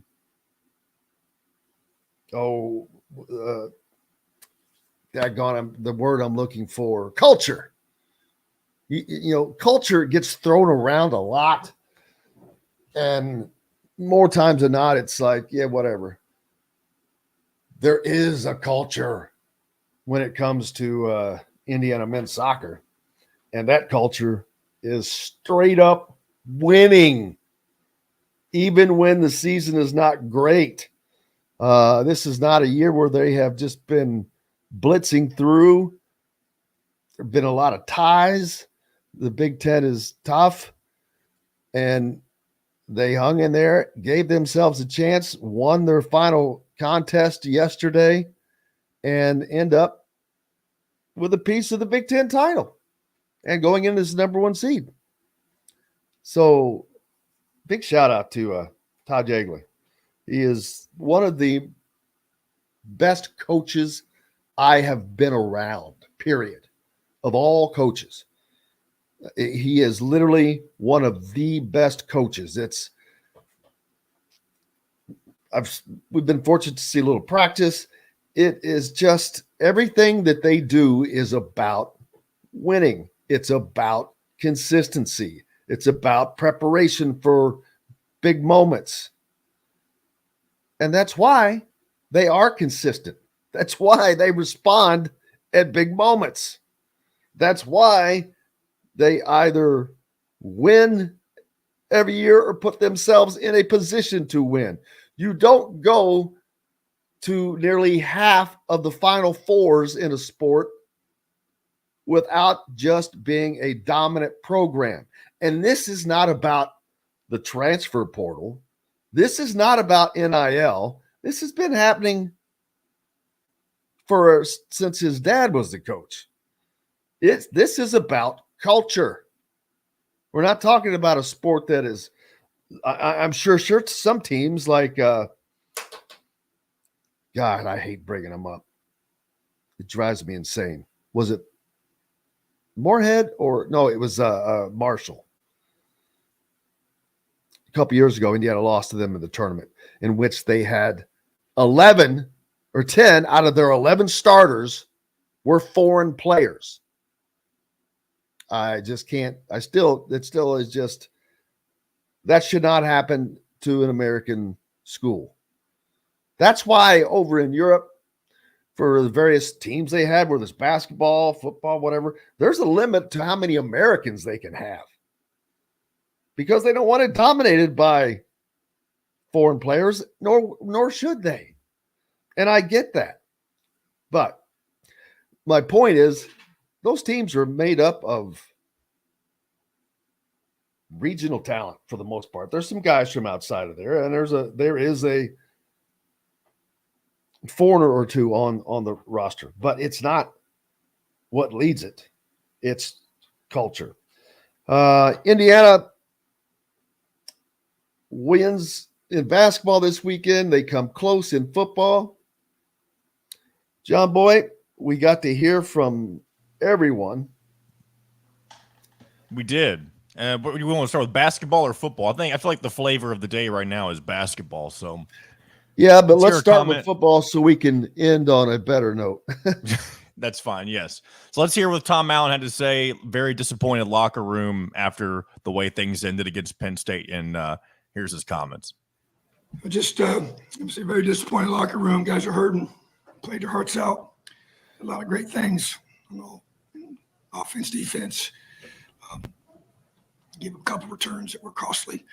Obviously, the drop punt hurt us. Gave them points. But just proud of our team. Proud of the fight. Proud of the way they came out, started the game, and continued to battle. Offense is getting better.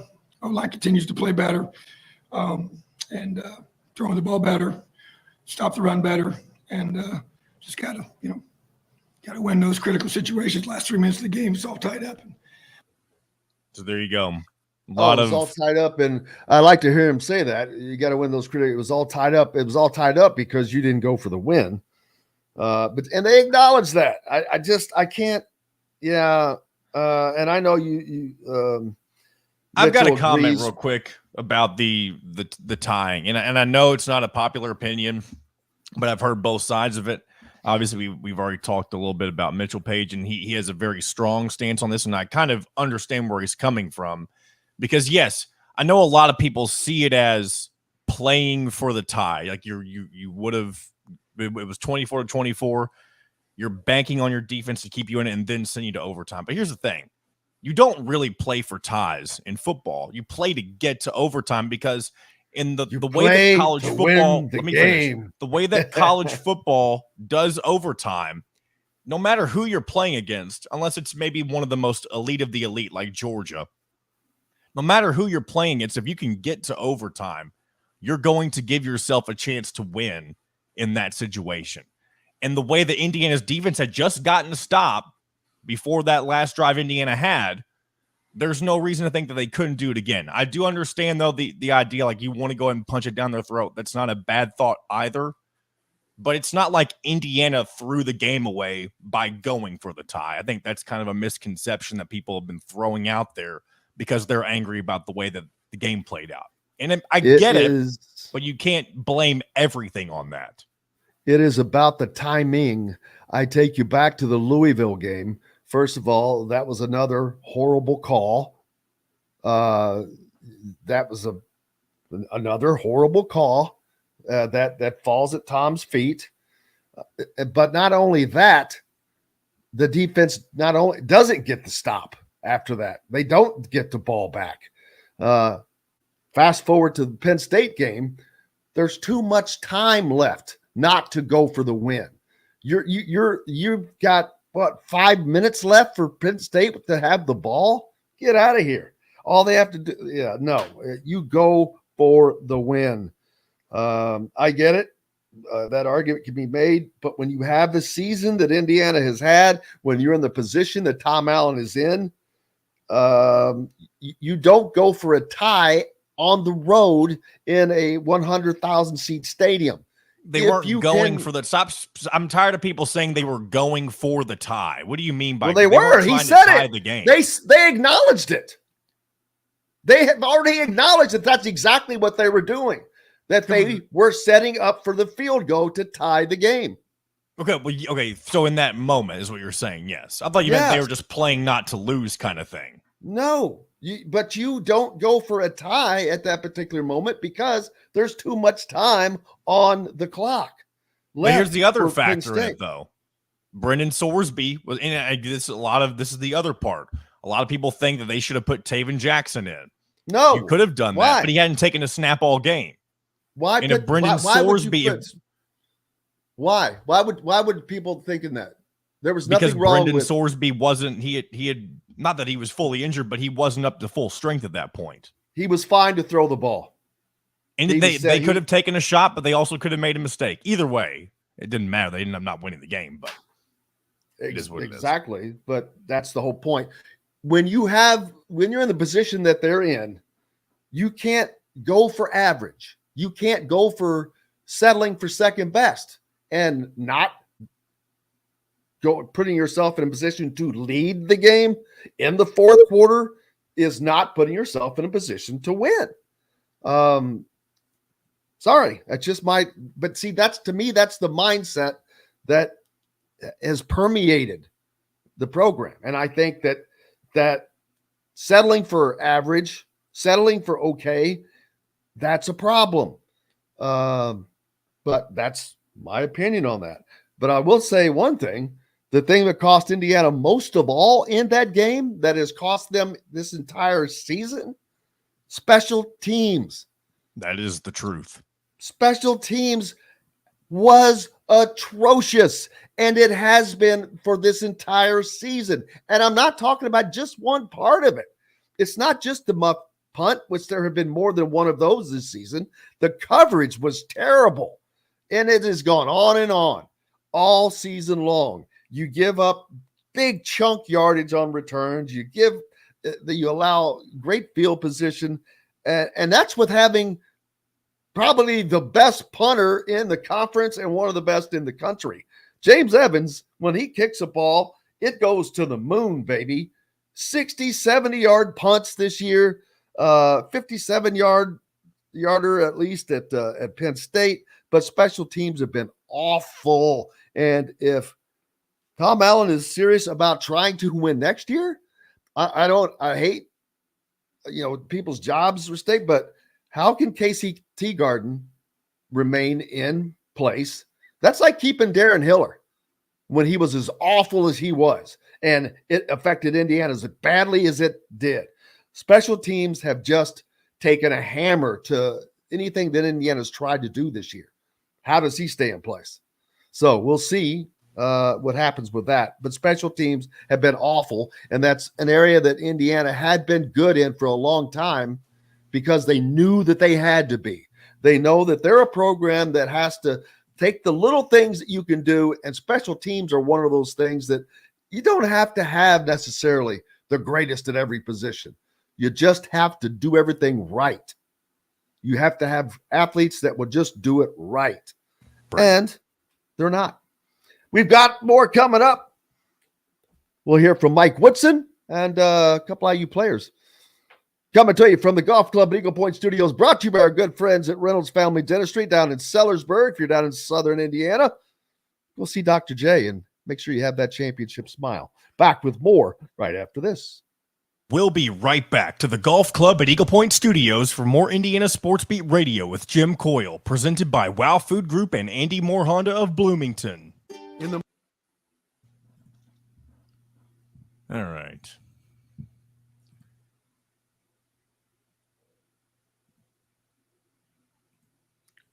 I need to remove myself from the stream while I pull something up real quick so it doesn't go over. We'll be right back.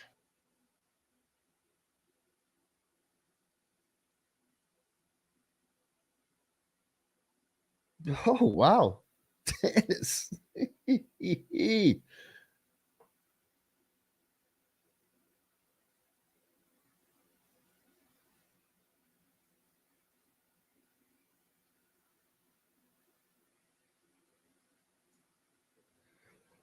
Oh, right, my back. antics. Hey, did you see that one? What we got here? Jim, when the IU fan base gets sick of your antics, OSU is always looking for a sky is falling this year type of rodeo clown radio guy. Who Wow. I don't even know. I'm trying to figure out what he's referencing. He was me as well. Me as well.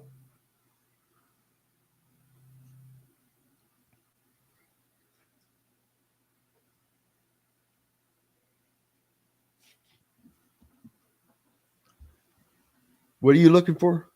Nothing. I'm good. Oh, what do you have on It's also? talking about just kind of how things turned around in the second half, I believe, is the part I got from Woodson. Oh, Woodson.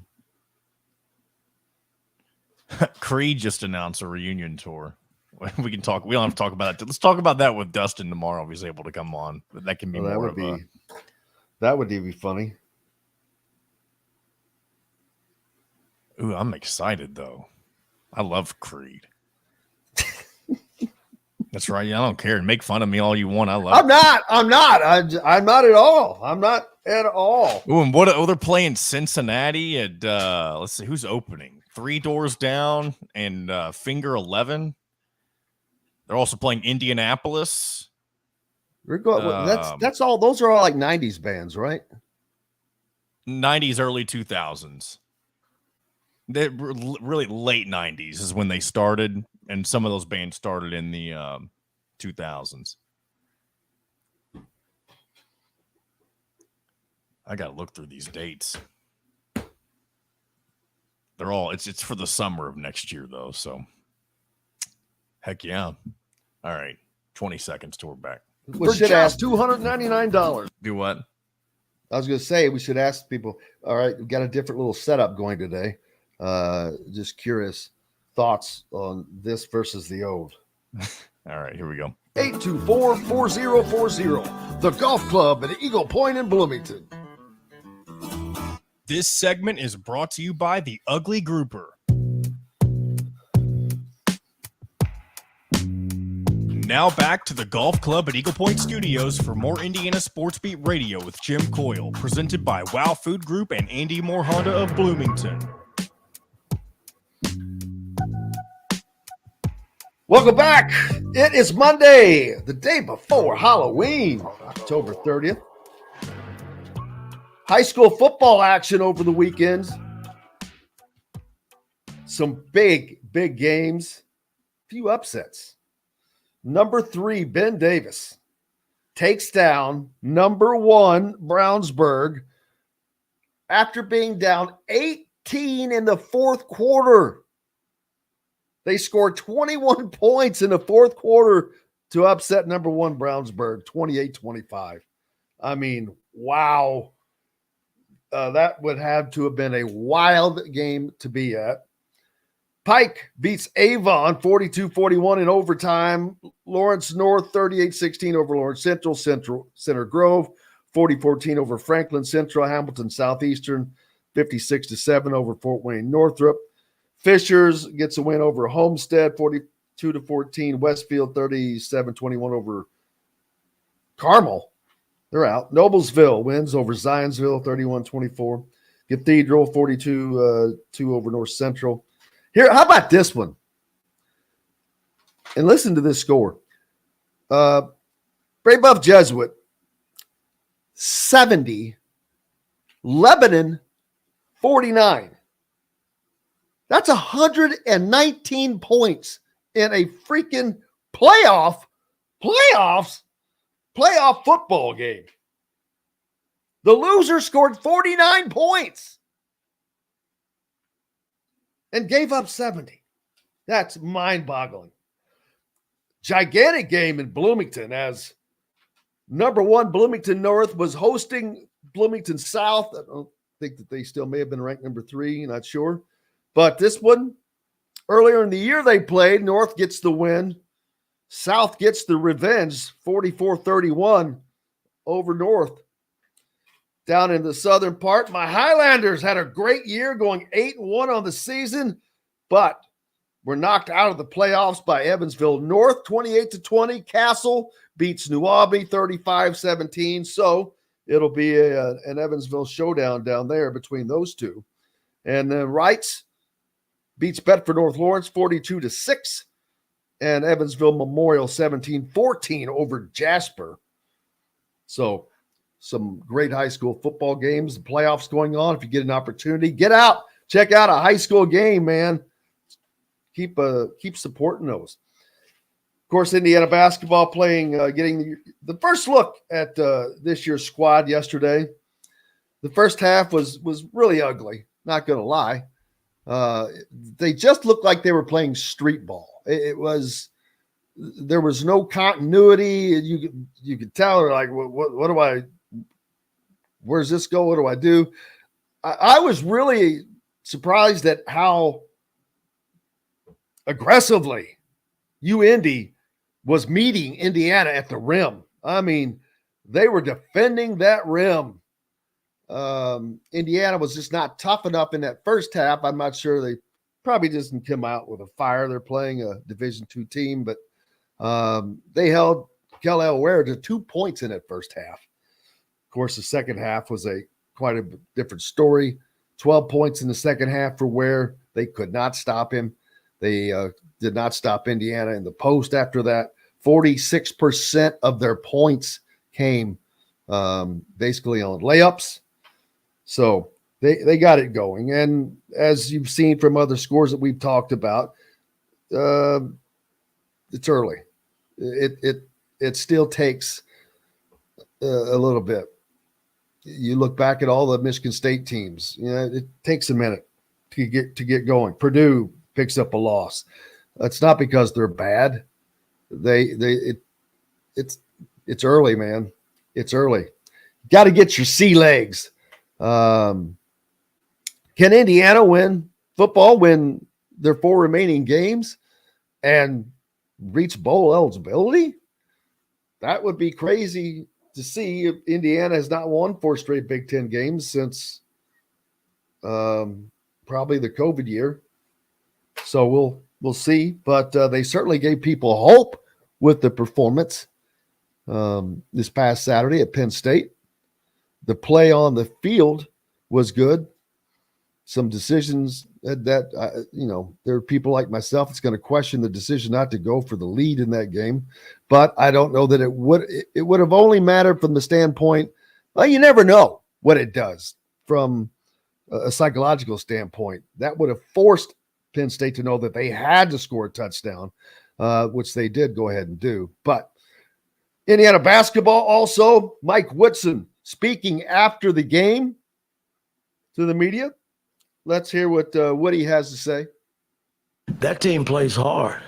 I mean, they won 26 games last year, pretty much got everybody back, and they came in here and they played their butts off the first half, and I thought we adjusted and finally started playing Indiana basketball, and it started with our defense. I thought our second unit was fantastic, man. I thought Gabe came in and got that group, around him, and they started to really defend and got the lead that we needed to have. Exactly right. The second unit, as he refers to, led by Gabe Copps at point guard. You've got CJ Gunn, who led the Hoosiers in scoring in the first half with 7 points. He looks much more confident in looking for the shot. And that's without having Caleb Banks out there. Anthony Walker, the transfer from Miami, he's going to be, I think that's going to be a guy that supplies some solid minutes to Indiana. I'm not sure how much Peyton Sparks is going to bring, but he's somebody that you can bring off the bench and is a big old body for certain. But Indiana seems to have a much better Unit 2, I guess you'd say, than last year, because everybody that they have going out there has potential to score. They have to play defense like Gabe Copps did, because that's exactly what you need. You have to have players that do both, that play defense and give you an offensive opportunity. whether that's being gifted with passing or scoring. And they seem to have that yesterday. Like I said, the second unit guys, that was good to see. That's what kept Indiana probably from being down more in the first half, because they just weren't getting or stopping UIndy on those 3-pointers. They allowed 3 to go down, although they put up 19. They shot a lot of 3-point shots, man. But in the second half, that was the difference. I checked at one time toward the end of the game, Indiana had held Indy to 1 of 10 3-point shooting. And then I think it would end up 2 of 16 in that half. So a big, big change there. And I agree with what Mike Whitson said. I mean, there's just not a lot to be gained or judged other than the positives. The first half, you'd like to see your team not come out lackadaisical in any way, especially since it's the first game. You know, it's the first time getting to play someone that's not yourself.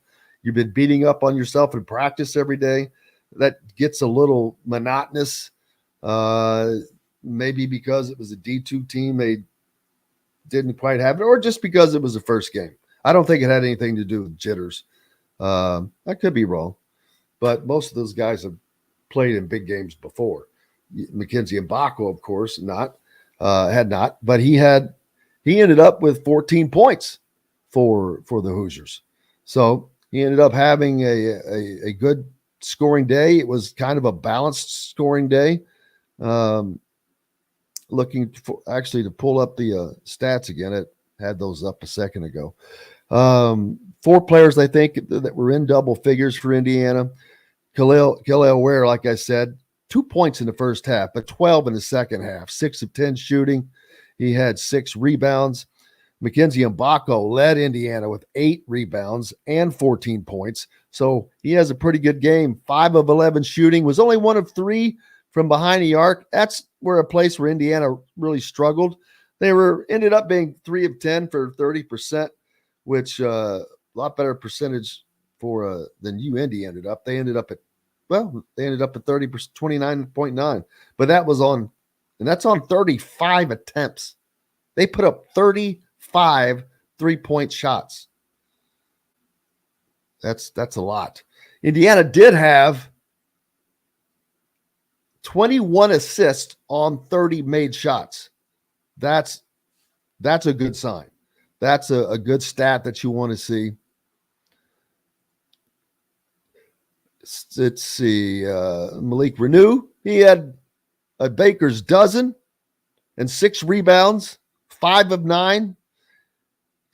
It took him a minute, but he had some good moves in the second half, getting his feet going. Indiana is going to offer some challenges once they get these games under their belt. They definitely have talent. Their second unit is definitely better this season than it was last year. You've got a better leader for that unit off of the bench in Gabe Cupps. And when you've got a guy like that, that's not much of a drop off. Xavier Johnson on his return, 9 points, 3 of 6 shooting. He didn't force anything. He was 2 of 2 at the free throw line. Malik Renew was 2 of 2 at the free throw line. Mackenzie Mbako, 3 of 6 at the charity stripe. And CJ Gunn with the 8 points, 2 of 5 at the free throw line. He's got to get that brought around. But other than that, a good game for CJ Gunn, part of that second unit. So Anthony Walker, 6 points on 3 of 5 shooting. Again, a good all-around performance by the second unit. 22 points off of the bench. 50 of Indiana's 74 points come from the paint.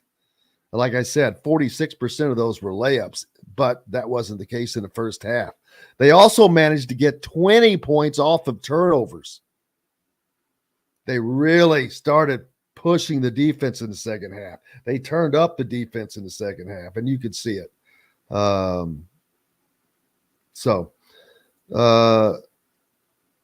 Right White Knight says no one cares that Purdue lost a fake game. It wasn't a fake game. It was a game against Arkansas. It didn't count because it was a quote unquote exhibition. But I assure you, it doesn't go down as a loss in the official column, but it matters. Drew says Indiana finally has some height and depth in the front court. Yes, they do that. 1 minute. Looking forward to tomorrow, of course. Tuesday's always a joy. Mike DeCourcy, Chronic Hoosier. And maybe Dustin Shooty. Oh, and maybe Halloween Shooty. Dustiana Jones. Oh, that's a good one. I have to give that one to you. Very good. Hey, I can't thank everybody enough for being on the show. Greg Rakestraw back next week. Don Fischer on with us today, as always. Make sure you go check him out tonight for the first installment of Inside Indiana Basketball with Mike Woodson out at the Chop Shop restaurant and table. Don and Mike will be there, so probably be a big audience there tonight. Dustin Dopirak, thank you, brother. Appreciate you as always as well. John, the producer, for keeping us between the white lines as always. And a big thanks to each and every one of you. Without you, we have no reason to be here, and we appreciate you more than you know. Until tomorrow, I am Jim Coyle. I will see you on the radio. Thanks for listening to Indiana Sports Beat Radio. Be sure to subscribe to our YouTube page for more clips and team coverage of Indiana basketball, football, and more. You can also find full episodes and tons of other content on thehoosier.com. We'll see you next time for another edition of Indiana Sports